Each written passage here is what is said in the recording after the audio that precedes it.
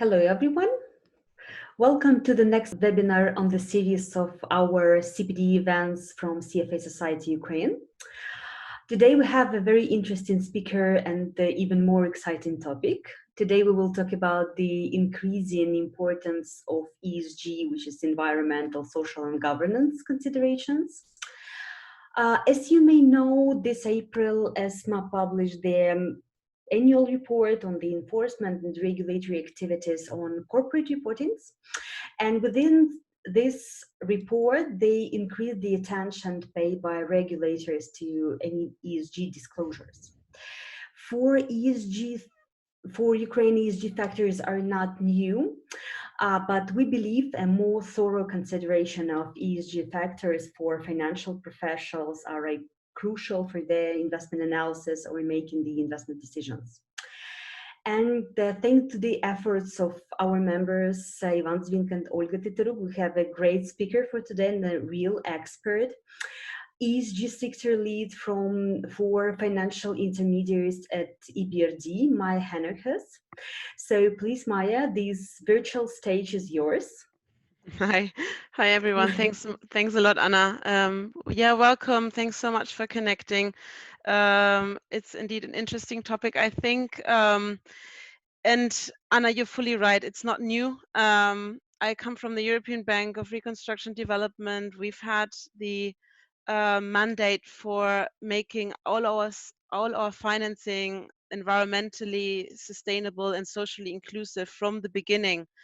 And the EBRD was founded in 1991, so we've got already quite almost 3 decades now of experience with that.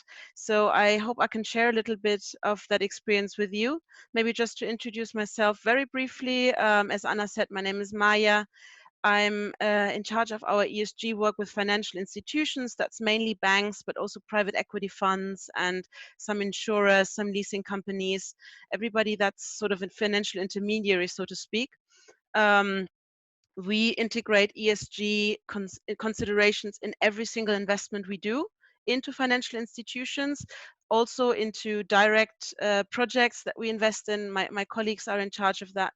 So we have our own ESG approach as EBRD, and we also help our clients to develop theirs. So I'm going to give you a little bit a mix of perspective, both on our ESG integration as EBRD, as an investor ourselves, and also what we see, what we learn, what we discuss, and what we support our clients with when they want to integrate ESG.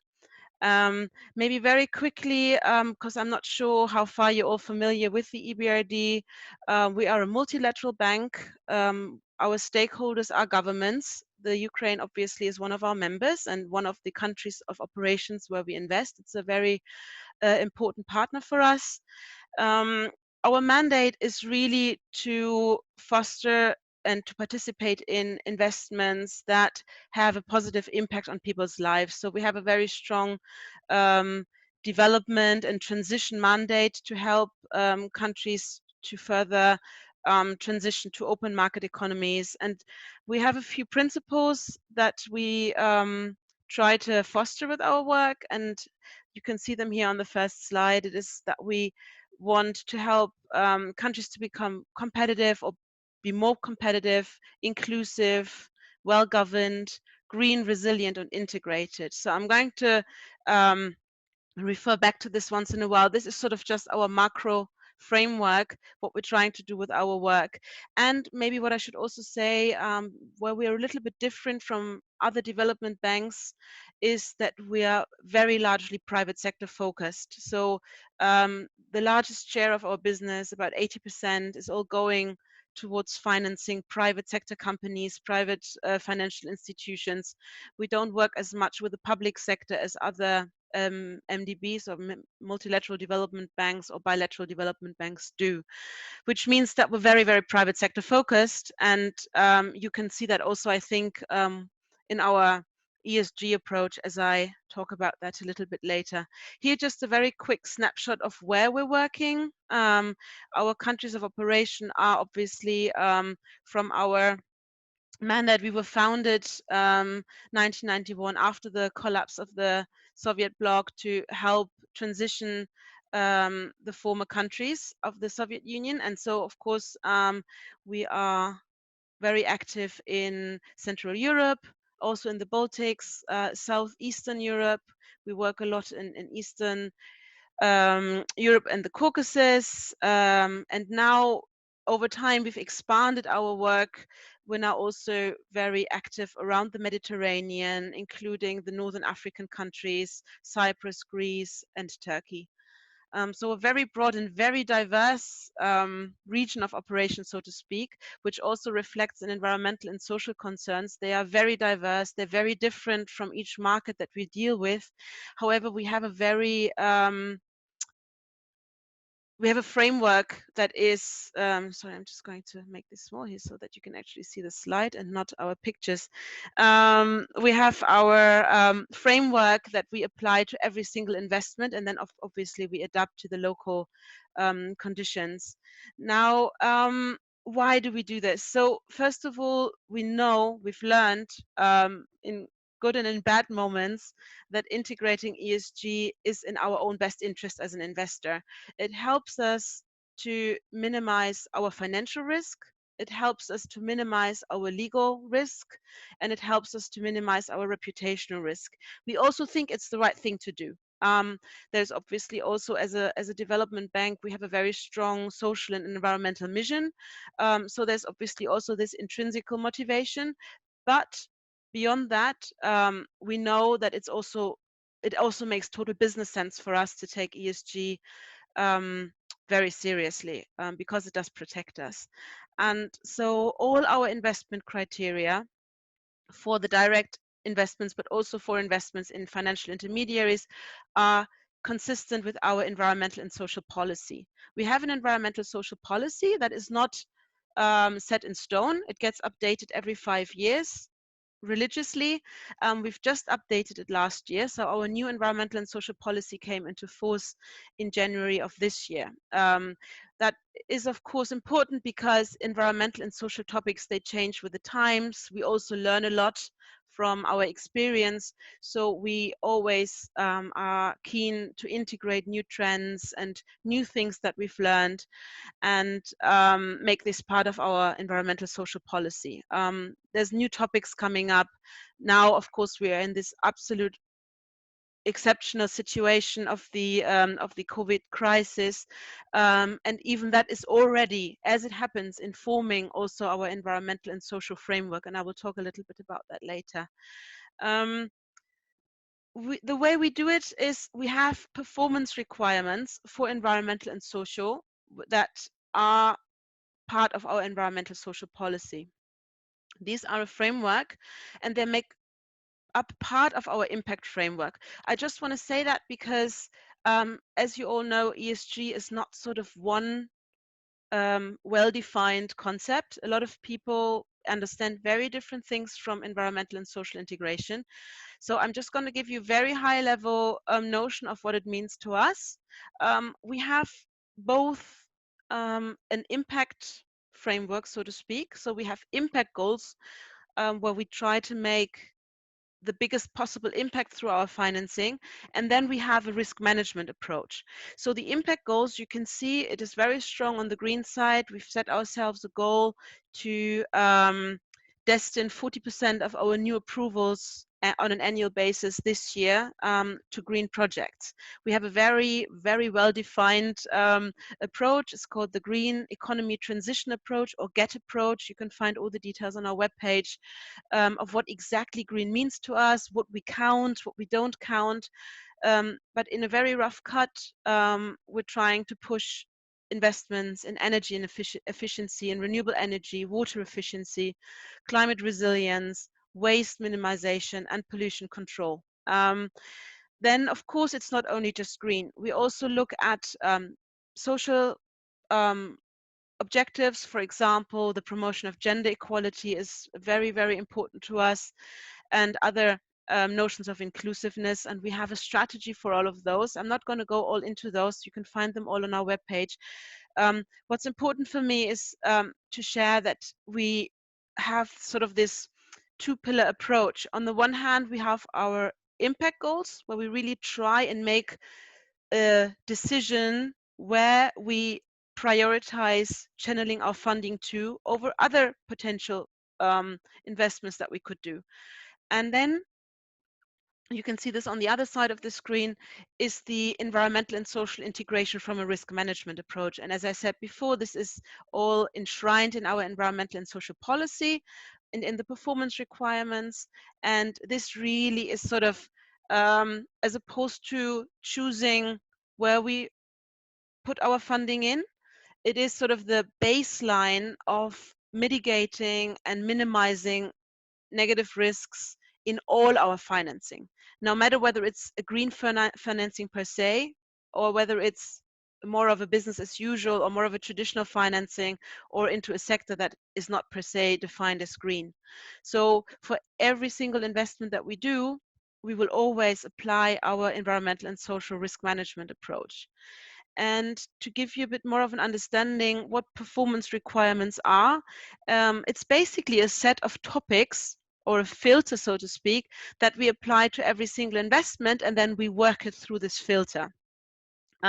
So the first performance requirements is really about what kind of environmental and social assessment does a company or a financial institution undertake?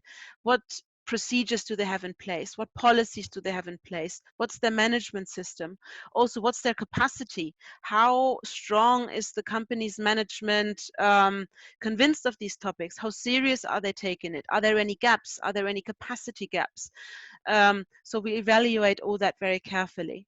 Then the second point is PR2, is the labor and working conditions, where we look very closely at the workforce of the company that we finance or the financial institution. What are the working conditions? What are the principles of labor? Is there equality? Is there non-discrimination? Are the ILO standards complied with? And so on. The third one is around resource efficiency. Of course, we promote resource efficiency. We want to make sure that our resources are applied in the most efficient way, that they're not wasted, and that they're also the cleaner resources always chosen over a dirtier one, so to speak. PR4 is around health and safety. It's of course something that has become now extremely important with our COVID crisis. We look very carefully at that, and I think seeing what's happening now with the coronavirus crisis is we're going to probably learn a lot about how we approach our performance requirement 4, and it will become better and stronger because of it. Performance requirement 5 is around resettlement. Sometimes when we finance very large construction of, let's say, a hydro project, there could be some resettlement. So we will look very carefully at that, and all those performance requirements, I should maybe have said in the beginning, they include also quite concise benchmarks. So if we have resettlement, how does it have to be carried out? What is acceptable? What is not acceptable? So it provides quite a clear guideline to us as the specialists that work on this, but also to the public, what our sort of expectations are, and what we accept, what we don't accept, how we want to structure those investments. We look at biodiversity under PR6. We look at indigenous peoples under PR7. PR8 is around cultural heritage. Sometimes when you have a big building site, you start digging, you find, for example, archaeological findings that need to be protected, or a site that you're thinking of constructing may have some sort of other cultural importance for the local community that needs to be very carefully evaluated and taken into account. Then PR9 is a little bit the odd one out. It's also the one that I kind of manage for us. Is all about financial intermediaries. How do we include our E&S requirements if you're a bank, or if you're an insurer, or if you're a private equity fund, where of course there is an intermediate approach to this, to the risk management of those factors. And then PR10 is around stakeholder engagement. So whenever a public is affected positively or negatively by an investment, which it almost always is, of course, then we need to identify very closely to what extent it is, and then it gives us very clear guidance what the outreach process and the engagement process with this community has to be. So this is just sort of to give you a large overview of our macro framework. We don't always apply all of those performance standards. You may have a project, of course, where there is no resettlement. So then PR6 doesn't get triggered. You have a project maybe where there are no indigenous peoples involved or living around the site or anywhere near the site. So then you don't trigger it. But this is sort of the topics that we evaluate very carefully for our investments. Now, I'm going to talk a little bit more about, we work in the area of financial institutions with that. However, it's not that dissimilar. Of course, we promote the same set of standards, so to speak, but the approach is a little bit different. So for financial institutions, it's important to note that we delegate the environmental and social risk management work to the financial institutions. That means that they need to be able to carry it out. That means for me as EBRD that I want to make sure they know how to do that, and they have the systems and the capacity and the people in place to do that, and always commensurate, of course, with the risk that they're taking and with the types of investment that they're doing. Yeah, if you're a microfinance institution, of course, you have a way different risk profile, a much lower risk than if you're maybe a big bank that finances large-scale renewable energy projects. So that differs a lot. And of course, your environmental and social risk management process needs to be able to pick up the risk level. So what we do is, when we start working with a financial intermediary, we look at we call it the ESMS, it's the Environmental and Social Management System.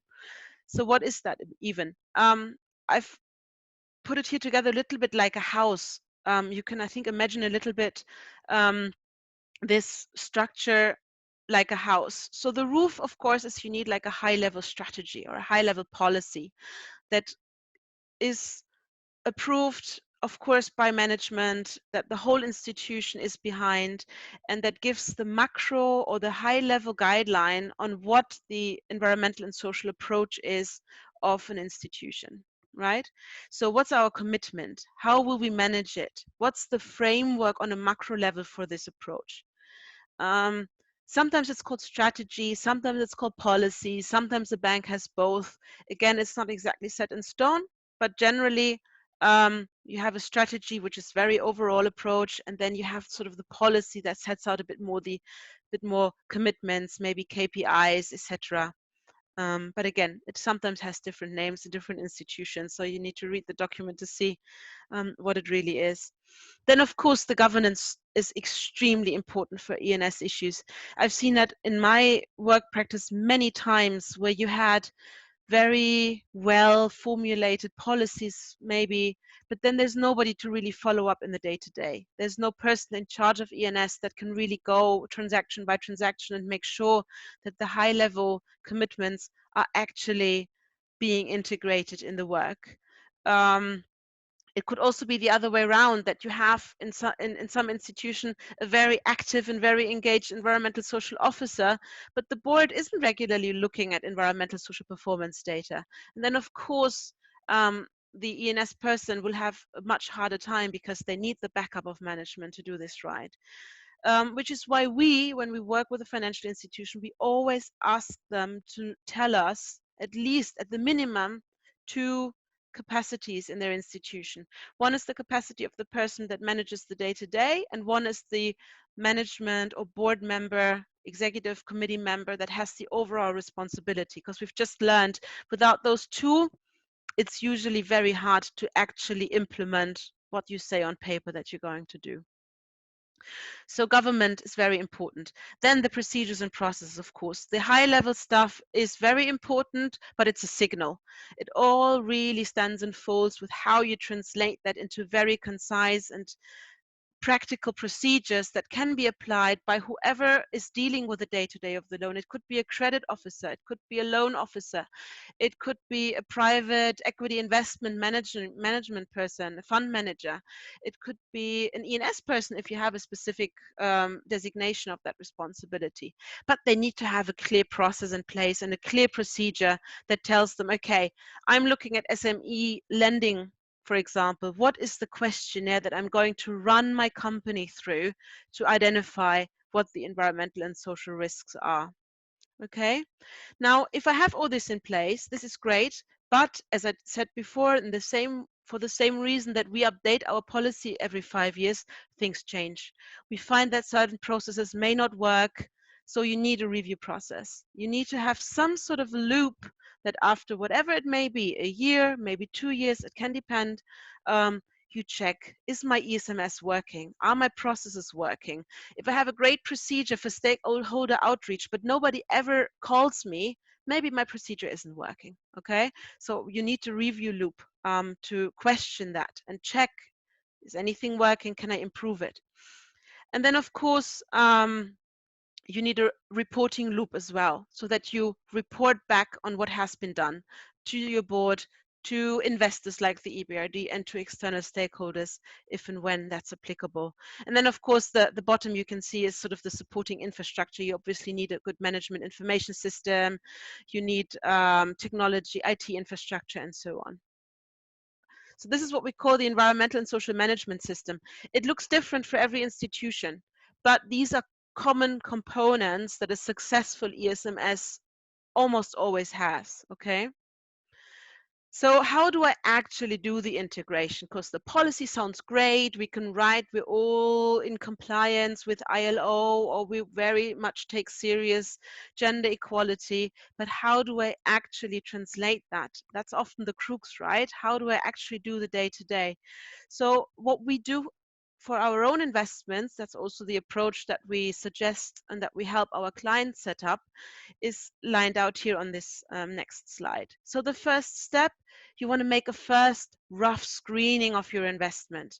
Usually you have some sort of exclusion list. Most banks by now, they exclude certain sectors for political reasons or for ethical reasons, or just because they do not want to invest for whatever reason in those.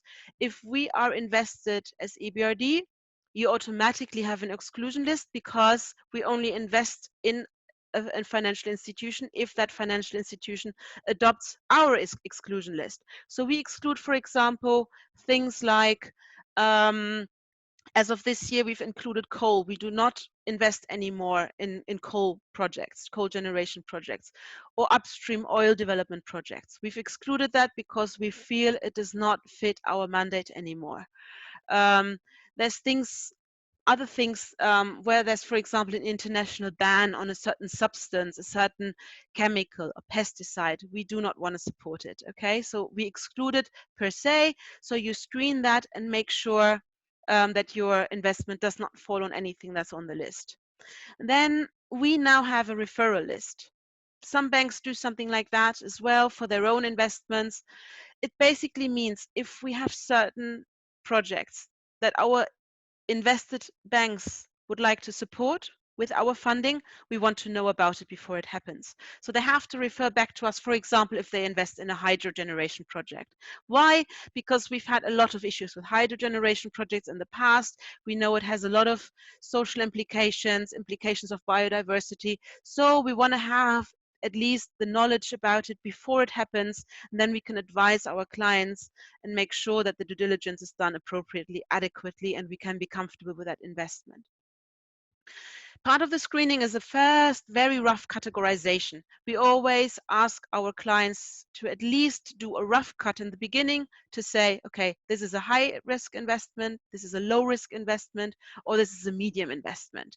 We provide lists for that so that clients can check against that. We have, of course, tools and toolkits that can help to do this exercise. And it's very important. Of course, at the beginning, you will not know a lot about your investment. You won't know all the intrinsic detail. And so your categorization maybe later has to be revised. But it's important to get a very rough idea. Am I investing in an IT company that has literally no physical footprint? I'm going to categorize it as low risk. Am I investing in a hydro project where there may be issues of a social nature? That is a high risk project. And depending on that, knowing that, it helps me, because then I can already from the get-go devise what are my steps. Will I definitely want to make a site visit or not? What kind of information am I going to request from my client? That all depends on this categorization. So it's an important step. And then comes the due diligence. In the same way as you do your financial due diligence, you of course also do an environmental and social due diligence. This is where you really go into the detail. You assess the company for your E&S risks. You really go, you use, for example, our performance requirements framework. You can use other frameworks. The IFC World Bank Group has a very similar framework through the performance standards. It doesn't really matter which one you choose, but choose one and run with it and then apply it consistently. That will give you a very good, robust sort of framework that you can apply as a filter to go through a potential investment, request the right information from your client, and look and identify the risks. Then, when you've identified the risk, you want to obviously know how they're going to be managed. So you're going to ask your investee company or the loan taker, okay, so how are you going to manage the risk that we've identified? And if you see they don't know how to do it, or they have maybe not the willingness to address it, then you come up with what we call an action plan. We call it usually an ASAP, Environmental and Social Action Plan, where you agree with the company that you're going to give the money to, okay, these are the steps I need you to take. Otherwise, I cannot, with a good conscience, give you the money, right? You will also, of course, assess at this step, what's the capacity of the company? The company, the CEO may tell you, you know, yes, we take this extremely seriously, but we just don't have the internal capacity. So what do I do? And then maybe you're going to look at outside external expert advice, or maybe looking at hiring somebody. So you need to assess also what's the capacity of your client to actually manage those risks, depending on how many and how high those risks are. Okay. Now, the outcome usually of this step is a due diligence report. So you have some sort of summary document that you can then use for your internal decision-making process, which is the next step to decide on whether you want to invest in this company. And this is then also the ASAP I've already made reference to, where you agree on appropriate risk control measures. You agree those with the client. In reality, it's often a negotiation with a client. It's true. You need to try to get as much as you can, of course, into the ASAP, and as much as the client is able to actually implement, right? And then what we also say, it has to become a contractual requirement. It's just not good enough and strong enough if it's just sort of a gentleman's agreement. So make it part of your financial documentation. Our environmental and social action plans always go as an annex to the loan agreement or the investment agreement. So it is compulsory, and it will be part of monitoring, and it will be followed up upon. And if it's not implemented, it can lead to a default case. So there's a strong legal lever that you can apply to make sure that your action plan is actually complied with and followed up. It's not only that, you also include other environmental and social covenants in your financial documentation, depending on what you think is reasonable. At the bare minimum, you always need to have a clause or a covenant that obliges your invested company or your loan taker to comply with any applicable national legislation for environment, health and safety and security. Okay. Now, the next step, as I said, is monitoring. Once you've approved your financing, you've dispatched, you've disbursed, it's not over, right? You need to be there at least, depending on the type of investment. If you're building a huge site, you probably come up with a much closer monitoring schedule of maybe every quarter, whatever, no? Where you check in and check on progress.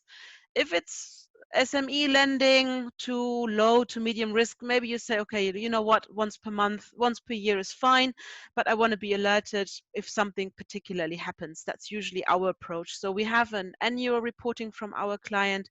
We get an annual report every year from every client that we invest in. And we have a covenant in our loan agreements that says, look, if there's a big incident that happens, a material incident, from an E&S standpoint, you have to let us know straight away. So we don't want to wait to the end of the year and the annual report to find out that there was a massive spill of some chemical substance that maybe has caused some environmental damage. We want to know straight away. Okay. The next step is, of course, the review, as I've said before, of your system. You want to make sure, is it really working? I constantly attach ESAPs to loan agreements, but they're never being followed up with what's going on. You know, am I not communicating right? Am I not making my case very clear to the client? What's going on? So you want to question and make sure everything is functioning, and then you make changes to it as necessary. And then, of course, is the reporting. It's very key. Anna has also alluded to it in the beginning. The non-financial reporting is becoming more and more compulsory from our regulators. In the European Union context, we have quite a strict new framework under the EU Sustainable Finance Framework, which also includes non-financial reporting directive. Also in non-EU contexts, it gets more and more important. We see almost all regulators are more interested in. They often call us, they often ask EBRD, hey, can you help us come up with a good guideline or with a good set of criteria that we can request from the companies in our country or the financial institutions in our country. So in order to report, you need to have sound data, right? So you need to set up your systems right and make sure that your data is collected well. You also want to use it internally to inform and advise your own management on what's happening on the environmental and social performance of your investments. And then, of course, your investors request some shape or form of reporting, right? So this is it's a key point. And there's always a difference between non-public reporting and public reporting, and both are important, but they may look very different. Of course, you're going to provide confidential data to investor that maybe you do not share with the public. That's obviously the practice everywhere for confidentiality reasons, for competition reasons. But you need to figure out what's adequate and what's relevant in your specific context. Okay. And I'm just going to come to the last slide because I know ESG is a very difficult topic. There's very little really set in stone. A lot depends on professional judgment. And so I've just gathered here a few lessons learned. I've been working in this area now for 15 years. So there's a lot of things that you pick up over time. And I just thought I share this with you. It has no particular order of importance. I'm just going to throw this out a little bit, and you can, of course, ask questions afterwards to any of these. So first thing, we often hear from clients that they're concerned that ESG is costly. I have to say, I don't have empirical evidence. I have a lot of anecdotal evidence that not managing it is extremely costly. I've seen huge projects be driven against the wall simply because they have not taken environmental and social considerations adequately into account. Yeah. Or even because they've taken environmental into account but not social, or the other way around. Okay. So it costs a lot of money to not look at it. It costs a whole lot of money to not look at it. ESG, the second point, there is an E and there is an S and there is a G for a reason, okay? The environmental considerations, I can say, have been largely quite well understood by now by the international community at large. The frameworks are quite robust. It's quite easy to measure in comparison because often you can derive numerical values for carbon footprint, for whatever it may be. So I'm quite comfortable on the E. The S for social is becoming more and more important. It's becoming massively important now with the current COVID situation. Issues that I've alluded very briefly in the beginning, like labor issues, working conditions, collective dismissals, people being laid off because of economic constraints of the companies. We're going to see a lot more of that now caused by this COVID situation. So social is becoming much more important, and it is equally important, and it is not as well understood. So I can just urge you all to also put your flashlight on it and try and understand it and wrap your minds around it and look at it carefully. And then, of course, the governance issue. Everything, the E and the S are highly dependent on the G. So if there's no good governance, everything else crumbles, right?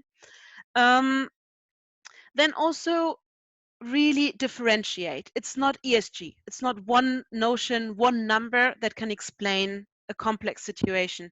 The E and the S or the G, they completely differ by sector, or even by individual transaction.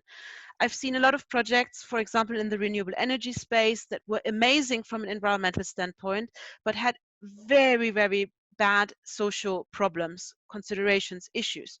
So even if a project looks amazing for an impact investor to say, yeah, we're only doing wind farms, this is great, it's 100% green, well, that's not the whole story. There could be very, very serious social implications that are maybe being ignored or not well managed, right? And then again, this impacts your investment potentially very negatively. So look at what's more prevalent in your specific investment.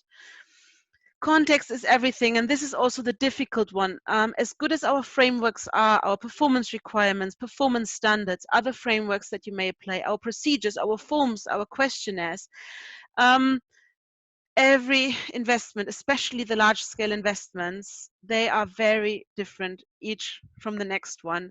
And this is obviously completely non-academic. The 40-60 rule, I always say. It's completely non-academic.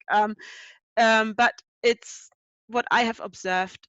Roughly 4% in my experience of the framework of the issues you can replicate. And then at least half of your specific investment, and this is particularly on large scale investments, really is very, very specific. You need to figure out what the specifics are of this particular investment. So what's happening in that specific environment, what's happening with that specific community in that specific country in that particular location, and that will determine the ESG performance of your investment. So we can't really apply the same cookie cutter approach even to every single wind farm. The context is highly, highly important. Then the next one is a biggie. It is not a sideshow anymore. Yeah, it's super important, guys. If it's not integrated, it needs to be integrated in your financial risk management. It needs to be integrated in your core business strategy. If you see that ESG is somewhere hidden in a PR department and it's a communicational exercise, that is not ESG integration, and you will not be able to get really to the bottom of the risks, and you will not be able to manage it. So it needs to be really completely mainstreamed into everything that the business or the financial institution does. Now, that all sounds very scary, and oh my God, I will have to do so many things. Look, pick your strategy. I always say it's much better to start with something than to do nothing and be overwhelmed. It also depends highly on your risk. If you do microfinance, you do not have to do the same as if you invest in large scale renewable energy projects. Of course not. Yeah, your system needs to be commensurate with your risk, and then you can build up on it and you improve it over time. It's totally fine. And very importantly, it does not stop investment, it makes it better. Okay, you can invest literally in whatever you want. If you do a sound ENS management, you can manage almost every investment. Okay. As I said before, top management buy-in is absolutely key. I always talk to our into the banks that we invest in or the companies, because I want to know what the management, what their convictions are. And you can tell by talking to them if they really have buy-in, if they provide buy-in to the ESG topic or not. And then of course the clear assignation of the day-to-day management. Next thing, I know it's very difficult if you have a huge portfolio of a lot of maybe in and out positions that you're taking, exchange traded funds, whatever, but ESG ratings only go so far. So I always, if you can, I always suggest that you really undertake a full due diligence and see for yourself. Visit the site, speak to people where possible. Of course, it's not possible for every single SME loan that you're going to be dispatching, but it should be possible for every large scale. It must be possible for every large scale investment that you're undertaking. Because in ESG, as it stands and as our regulatory frameworks are, the crux is in the non-public information. You just do not get the real quality of data that you need in, not even in many ESG rating reports that at least that I've read in the past. And then the last thing and then I'm going to stop it here. The last thing I want to say, it is really a journey of continuous improvement. Nobody has this figured out 100%. I think you can definitely look to institutions like EBRD for international best practices. You can learn, you can adapt, you can integrate those. So a lot has been done, and we have learned a lot. So we can provide a lot of guidance and capacity building, but it's never done. It's never finished, and there are no final answers, and every case is different. So I think as much as the human psyche usually doesn't like the uncertainty, but it is not a black and white exercise. Unfortunately, it will never be. So we need to always be a bit able to live with a little bit of ambiguity and a little bit of uncertainty, and then just try and manage it as best as possible. Because in ESG, it's unfortunately not like financial ratios that with one number you can say yes, no, black, white. ESG is much more shaded than that. So I think we collectively can work on improving our systems and our frameworks, and then we all need to individually improve constantly our own processes. But it's worth it, and I think it's the right thing to do. And obviously, as I've said before, it does save a lot of money, and it makes us all better at our job. So yeah, I think I'm going to leave this here. Maybe Anna, Alina, if there's anything you'd like me to talk about, or if there's any questions, of course, from anybody who's connected, just shoot. Thank you so much, Maya. I have several questions, I suppose two, because the first one is quite tricky because you said something about that, but I want to just to clarify. Maybe have you seen any cases when the project or the investments you had was rejected based on the ESG factors? You know, when it's not not the best social position or not the best governance position. Actually, I do understand about the environmental one because you have like straight measures, but about the social and governance, something like that.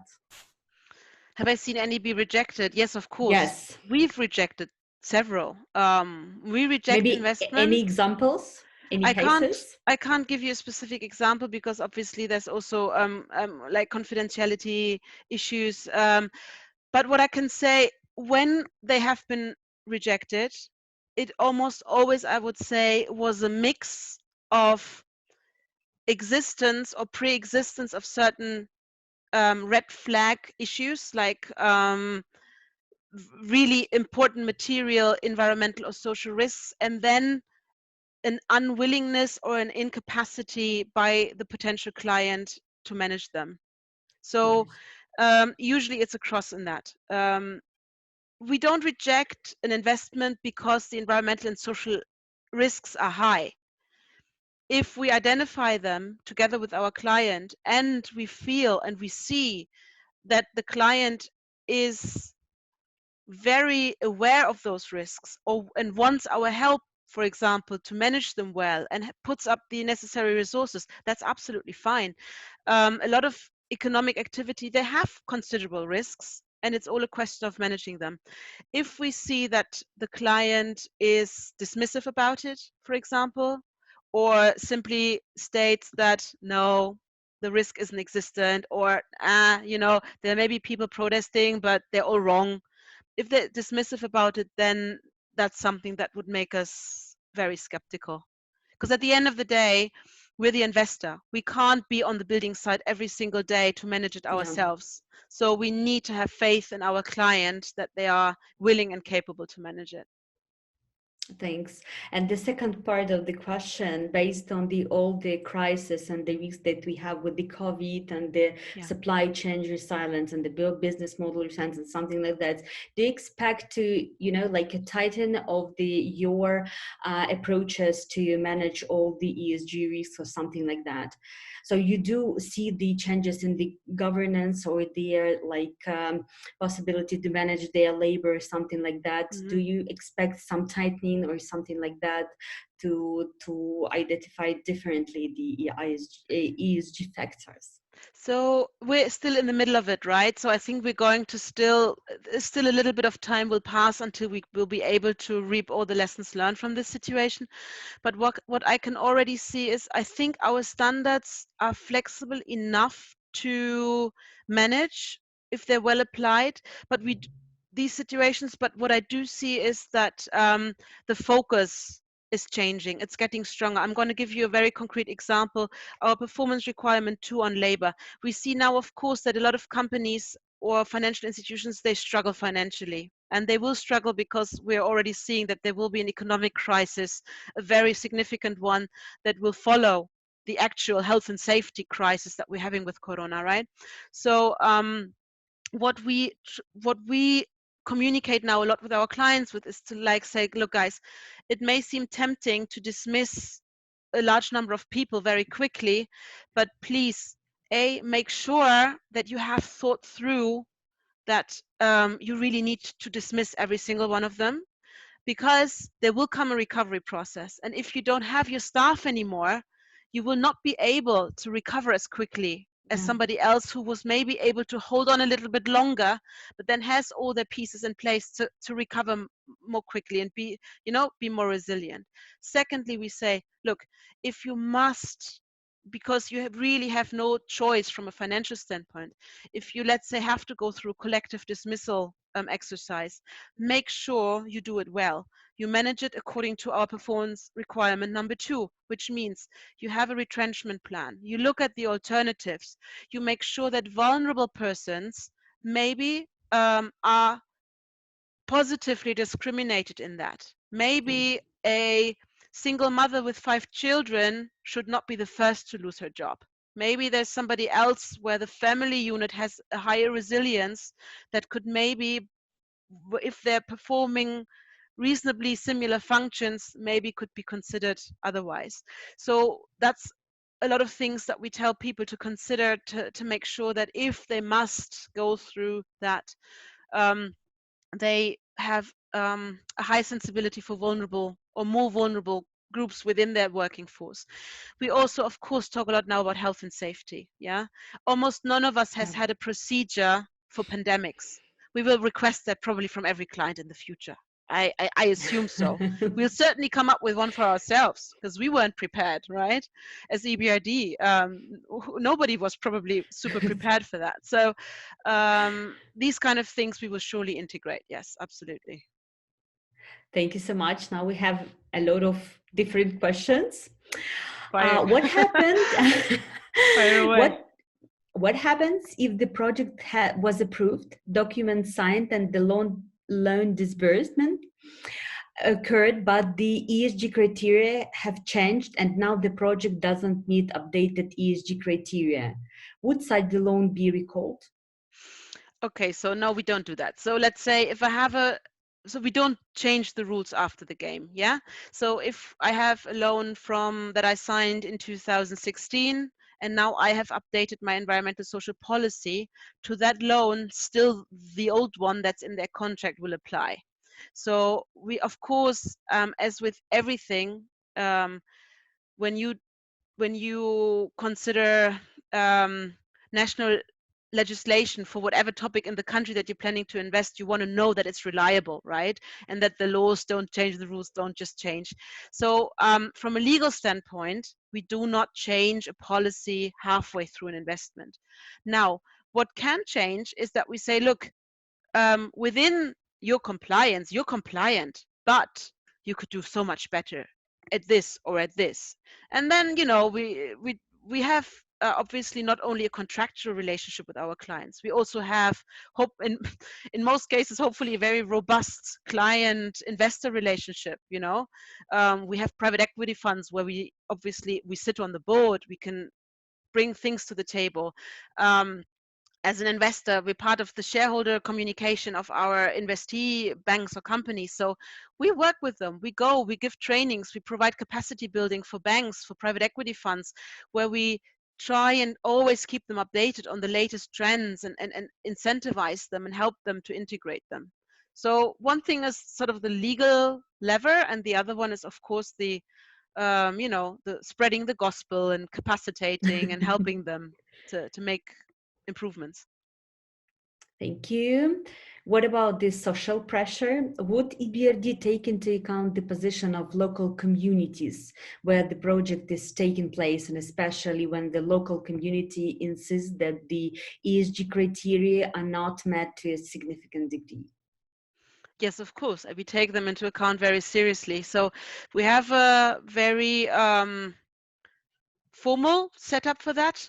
We have a unit within EBRD that is only in charge of relations with civil society. So proactively, they have a lot of networks. They check in with NGOs, with civil society organizations in all our countries of operations. They have set forums where we communicate and exchange opinions, etc. We of course have also feedback grievance mechanisms. We have an accountability a project accountability mechanism. So where a community feels that they're negatively impacted, they can pursue a more formal kind of complaint and have somebody who is part of the universe but independent from EBRD look into it and evaluate it and give a critical opinion, right? Of course, we also want to know about it. We do that ourselves as part of our due diligence. Performance requirement 10 is stakeholder engagement. So we go out, we talk to the communities, we want to hear what they have to say about the investment. We also make sure that our clients comply with their obligations for public consultations, etc. That's extremely important. Now, can we always make everyone happy? Probably not, because for a lot of investments, it's also true that there is no such thing as one homogeneous group of civil society or community. Within the same community, even within the same village that lives right next to an investment, you have diversity of opinion, of course, thankfully, right? So there will always be some people that are, for example, more impacted by a certain project, or that are more afraid of a certain impact. They are more supportive, less supportive. So it is very hard for us to please everybody. That's usually not possible. But we definitely want to know from everybody. We want to know what their concerns are, and then we definitely consider them very carefully. This is also why for all the big projects, we always have a social specialist in every project assessing it and monitoring it together with the environmental specialist. It's always two people looking at our investments from those both sort of lenses, and with those with a specific professional training to do that, right? Thank you so much. And the less tricky question, do you provide training and capacity building to your clients on ES management best practices? Yes, yes, yes, yes. So we have face-to-face trainings. Right now, as you can imagine, we're not able to travel, so they're on hold. We've done a big round last year of training pretty much all our private equity funds that are first-time fund managers that are pretty much new in the relationship with EBRD. We're also regularly providing training to banks, usually on a country-by-country approach. We can't go to each country every year. We did a training in Ukraine last year. I hope I can do one again next year. This year, I think it will get tight because we don't even know if we're going to be able to travel this year. Except for that, we also have an online training. It is on our webpage. So everybody can request. We usually give priority if there's capacity constraints to our clients. But if you're a finance professional, you would like to take the training, you can send us a request and we'll do our best to accommodate it. It is a little bit outdated, I have to say. So it's been there since 2014 or 15. So we're going to update the online training this year and then roll out next year, hopefully early next year, a new version of it. So you can also wait and see what's coming out next. But we do both, definitely face-to-face. And then what we also do for our clients is when it's justified and they really need capacity building and they have maybe high risk investments, then we also go and we do just one-on-one. We spend a day on site with the client and train them sort of one-on-one. Thank you so much, Maya. We're just taking out of time. we really hope to see you next year here in Ukraine and Kiev. Invite me, I'll come. Yes, we will definitely invite you. Great. I would You can like never to say no thank, to an invite. yeah. I would like to thank all the audience for the active questions, for Yes, me active too. Thanks so participation. much for listening.